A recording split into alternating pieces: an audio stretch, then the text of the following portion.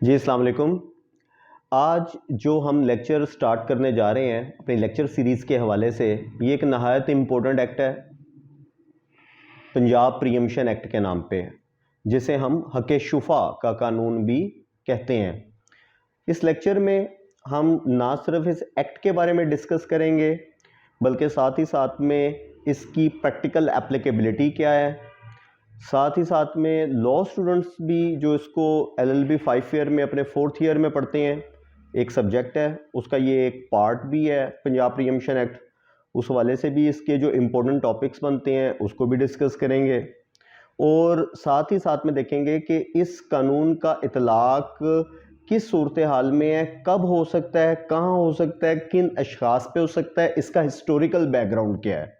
تو ان تمام ایریاز کو ہم اپنے اس لیکچر میں کور کریں گے۔ پنجاب پری ایمپشن ایکٹ 1991 بیسیکلی جو پہلے ایک ایکٹ چل رہا تھا 1913 کا، اس کو یہ ریپیل کر کے سبسٹیوٹ کر کے اب 6 اپریل 1991 کو نافذ العمل کیا گیا پنجاب میں۔ جیسا کہ اس کے نام سے ظاہر ہے پنجاب پری ایمپشن ایکٹ، تو اس کا اطلاق پنجاب تک ہے۔ پاکستان کے باقی جو صوبے ہیں ان میں بھی پری ایمپشن کا لاء موجود ہے، لیکن وہ ان کا اپنا قانون ہے۔ ہم یہاں پہ پنجاب پری ایمپشن ایکٹ کی بات کر رہے ہیں تو اس کا اطلاق صرف اور صرف پنجاب تک ہوگا۔ اچھا، جو پنجاب پری ایمپشن ایکٹ یا حق شفا کا قانون ہے، اس کا اطلاق بے شک پاکستان میں پنجاب میں 1991 میں ہوا ہے، لیکن اگر ہم اس کے تاریخی پس منظر کو ڈسکس کریں تو یہ قرآن اور سنت سے ثابت ہے۔ اس کا جو بنیادی طور پہ بیک گراؤنڈ ہے قانون کا، وہ آج سے 1400 سال قبل بھی ہمیں احادیث مبارکہ میں اس کا ذکر ملتا ہے، اور جو آپ صلی اللہ علیہ وسلم ہیں انہوں نے بھی ذکر کیا کہ اگر کوئی شخص اپنی جائیداد کو بیچنا چاہے تو ہمسائے سے پوچھ لے۔ اچھا، اس قانون کا منطق کیا ہے، لاجک کیا ہے، اس حوالے سے بھی ہم نے اس کو ڈسکس کرنا ہے۔ اس کی اہمیت کیا ہے، اہمیت کے اعتبار سے بھی اس کو ڈسکس کرنا ہے۔ یہ جو شفا کا قانون ہے، بیسیکلی جب میں ذکر کر رہا ہوں قرآن سنت سے یہ ثابت ہے، تو اس کے حوالے سے جب ہم پاکستانی لاء کو پڑھتے ہیں تو آئین پاکستان کا آرٹیکل 227 ہے 227، جو ہمیں اس بات کی گارنٹی کر رہا ہے پاکستان کے اندر رہتے ہوئے کہ all existing laws should be brought in conformity with the injunctions that is provided in Holy Quran and Sunnah، کہ تمام موجودہ قوانین کو عین مطابق بنایا جائے گا قرآن سنت کے احکامات کے روشنی میں۔ تو لہٰذا جو پری ایمپشن کا قانون ہے یا شفا کا قانون ہے، یہ بھی قرآن سنت کے عین مطابق ہے، اس سے منافی نہیں ہے اور نہ ہو سکتا ہے۔ پاکستان میں کوئی بھی قانون اس کے کالعدم قرار دے دیا جائے گا اگر وہ قرآن سنت کے منافی ہو۔ ہماری اعلیٰ عدلیہ اس حوالے سے باقاعدہ طور پہ کام کر رہی ہیں۔ اب اس قانون کو بنانے کے پیچھے لاجک یا منطق کیا تھا؟ جو rational behind the law of preemption ہے وہ ہے to maintain the secrecy as well as the sanctity attach to the land. تو جو زمین سے متعلقہ روایات ہیں اور جو اس کے حوالے سے پرائیویسی ہے، اس پرائیویسی کو مینٹین کرنا۔ تو بیسیکلی جو حق شفا کا قانون ہے، اس کو قائم کرنے کے پیچھے جو بنیادی مقصد تھا وہ یہ تھا کہ ایک علاقہ، ایک زمین جہاں پہ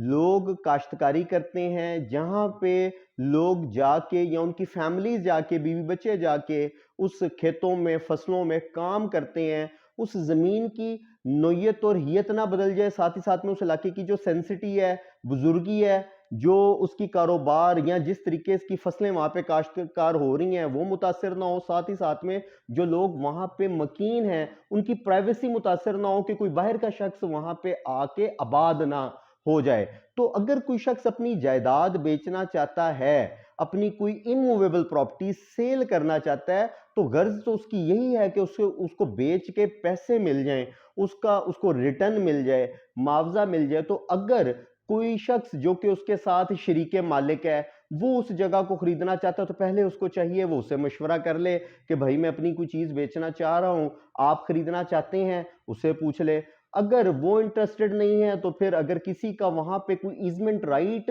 وابستہ ہے، حق آسائش وابستہ ہے اس زمین سے، اس کا کوئی پانی کا حق ہے، گزرگاہ کا حق ہے، تو اس سے پوچھ لیا جائے کہ اگر میں بیچنا چاہ رہا ہوں, آپ خریدنا چاہ رہے ہیں تو میں پھر آپ کو دے دیتا ہوں, اگر وہ بھی انٹرسٹڈ نہیں ہے تو پھر اگر کوئی ہمسایہ جس کی زمین کے ساتھ زمین وہاں پہ موجود ہے تو اس سے پوچھ لیا جائے کہ بھائی میں اپنی زمین کا یہ ٹکڑا, یہ حصہ بیچنا چاہ رہا ہوں, تو اگر آپ خریدنا چاہ رہے ہیں تو آپ خرید سکتے ہیں. تو اس سے کیا ہوگا کہ وہ علاقہ, وہاں پہ جو رہنے والے لوگ ہیں یا جن کے حقوق براہ راست بالواسطہ یا بلا واسطہ طور پہ اس سے منسلک ہے زمین سے, ان کو پریفرنشل رائٹ مل جائے گا اس پراپرٹی کو پرچیز کرنے کا. تو اس چیز کو مد نظر رکھتے ہوئے حق شفا کا قانون متعارف کروایا گیا, تاکہ ایک علاقے کی جو روایات ہیں, اس علاقے کے جو پرائیویسی ہے, اس علاقے کے جو رہنے والے لوگ ہیں, وہ جائیداد کی خرید و فروخت ہو تو پہلے ان کا حق ہی سامنے آئے اور وہ متاثر نہ ہو, کوئی باہر کا کوئی شخص آ کے وہاں پہ آباد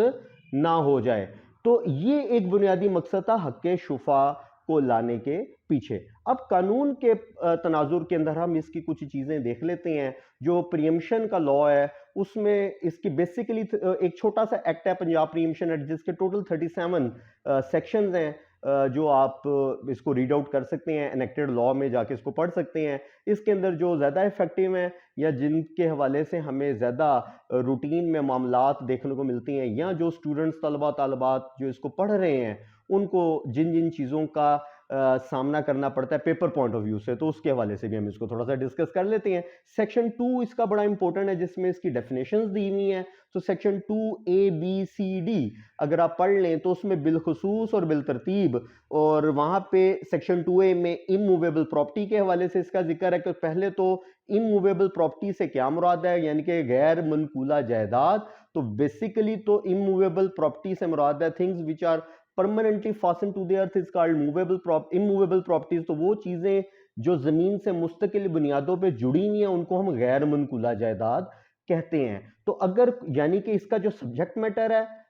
پریمپشن کا وہ غیر منقولہ جائیداد ہے, تو غیر منقولہ جائیداد کی خرید و فروخت کی بات ہے. تو اس سے ہمیں ایک بات کا پتہ چل گیا کہ شفا کے قانون کا اطلاق منقولہ جائیداد پہ نہیں ہوتا, غیر منقولہ جائیداد پہ ہوتا ہے. اور پھر غیر منقولہ جائیداد کی بابت ہم جب پریمپٹر کا ذکر کرتے ہیں, کس کو یہ حق حاصل ہے شفا کا؟ پریمپٹر کو. anyone who has a right of preemption is called preemptor. تو یہ section 2B Punjab pre-emption act کے اندر ہمیں اس کی ڈیفینیشن مل جاتی ہے کہ کس کا اطلاق ہے اس کے اوپر, اور جس کو حق حاصل ہے وہ شفا کا, اس کو شافی بولتے ہیں, اور جس شخص کو شفا کا حق حاصل ہے اس کو شافی بولتے ہیں. اور رائٹ آف پریمپشن کس کو حاصل ہے وہ section 2C Punjab pre-emption act ہمیں بتا رہا ہے کہ means any person who has a right of preemption یا means a right to acquire a purchase an immovable property in preference to other person by way of this right. right mean right of preemption ہے.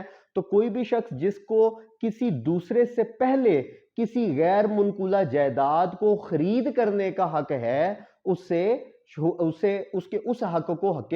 شفا کہا جاتا ہے. اور پھر اسی طریقے سے سیکشن 2D ہے پنجاب پریمپشن ایکٹ کا, جو سیل کے بارے میں ہمیں بتاتا ہے. تو سیل سے مراد کوئی بھی پراپرٹی غیر منقولہ جائیداد جس کو بیچا جا رہا ہے اور اس کے بدلے میں پیسے وصول کیے جا رہے ہیں, یا اس کے علاوہ کوئی اگر ایکسچینج آف لینڈ کی جا رہی ہے, زمین کے بدلے زمین کا تبادلہ کیا جا رہا ہے تبادلہ نامہ کے ذریعے, تو بھی اس میں شامل ہے. لیکن اس میں کیا شامل نہیں ہے شفا کے قانون میں؟ وہ گفٹ شامل نہیں ہے. اگر کوئی شخص ہبہ کرتا ہے تو ہبہ اس میں شامل نہیں ہے, کیونکہ گفٹ کے اندر آپ کی جو انٹینشن ہوتی ہے وہ لو اینڈ افیکشن تو ہوتی ہے, لیکن direct consideration is not involved in the case of gift. اسی طریقے سے اگر کوئی شخص اپنی پراپرٹی کو وقف کرتا ہے, اگر کوئی اسپرچول ریلیجیس بینیفٹ کی غرض سے اپنی جائیداد کو وقف کر دیتا ہے تو وقف کا اطلاق بھی اس پہ نہیں ہوگا. اسی طریقے سے